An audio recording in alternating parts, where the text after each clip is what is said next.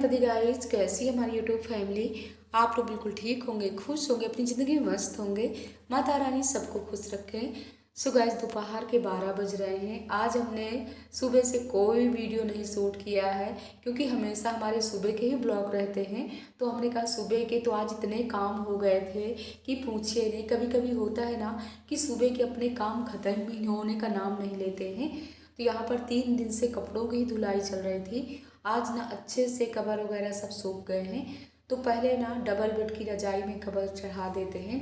इसके बाद कंबल में भी अभी कवर चढ़ाना है। और जब सासू माँ पूरा 1 महीने प्राग नगरी में रहती है ना, तो यहाँ से रजाई कंबल सब ले करके जाती है।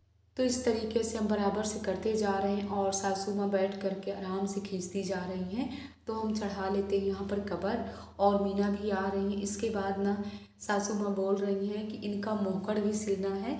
तो आज आप लोगों को बता रहे हैं कि इनका मोहकड़ कैसे सिला जाएगा। और ये बहुत समय पहले की ही कवर हैं, वाइट कवर। अब तो अच्छे कवर आने लगे हैं उलन में ही, लेकिन सासू माँ का कहना है कि ये कवर भी बहुत ही अच्छे हैं, यानी कॉटन का कपड़ा रहता है। तो यहाँ पर मीना हम दोनों लोग सिलाई कर लेते हैं। तो इस तरीके से ना तीनों लोग अगर लग जाते हैं ना, आराम से बातें भी होती जाती हैं और ये अपने काम भी होते जाते हैं। और सासू माँ बहुत ही अच्छे से चुटकुले वाली बातें सुनाती। इसके बाद हम जल्दी तैयार हो जाते हैं, हमको कहीं जाना भी है। हम लोग निकल लिए हैं गाइस दूल्हा देखने के लिए। जी सर में जा रहे हैं अवधपुरी में, जहाँ गए थे हम लोग उसकी चिट्ठी डालने। दीदी के यहाँ शादी में हम लोग पहुँच नहीं पाए हैं, तो आज हम लोग जा रहे हैं और वहाँ पर है महिला संगीत। तो आप लोगों को संगीत बहू भी दिखाएंगे, बहू भी दिखाएंगे।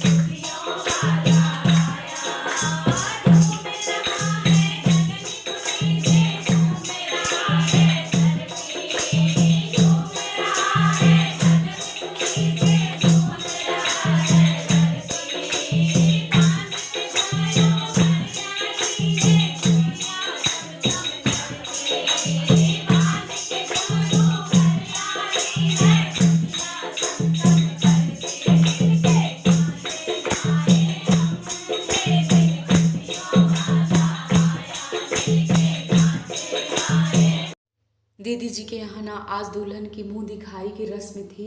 तो यहाँ पर हम लोगों ने भजन भी गा लिया, आप लोगों को भी सुना दिया। अब चलते हैं दुल्हन का मुंह देखते हैं, और नाश्ता भी सब लोगों ने कर लिया।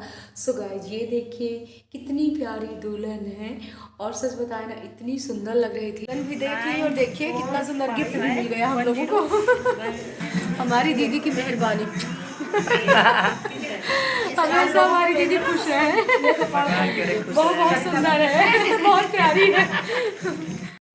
दुल्हन देखने के बाद ना अब हम लोग यहाँ से जा रहे हैं।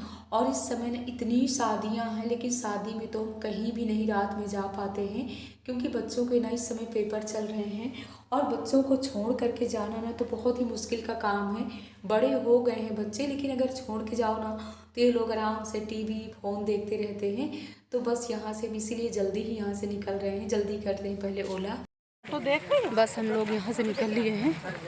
हाँ, आगे से ना हमको रिक्शा मिलेगा। अरे कर देता ओला हम लोगों ने बुक कर लिया है, ओला आने वाला है, तभी यहाँ से जाएंगे। आ गए हम लोग घर, टाइम से ही आ गए हैं, यानी शाम के ना 5 बज रहे हैं। तो मनु बोल रहे हैं कि मम्मा चावल के आटे की ना आलू वाली पकौड़ी बना दो। इसको ना वो वाली पकौड़ी बहुत ही पसंद है, यानी चावल के आटे वाली। तो चल रहे हैं, इसके लिए बना देते हैं पहले पकौड़ी। कहीं से आने के बाद ना तो हमको ना बहुत ही थकावट सी लगती है। हमारी बहनें, आप लोग भी बताइएगा कि आप लोगों के साथ भी ऐसे ही होता है।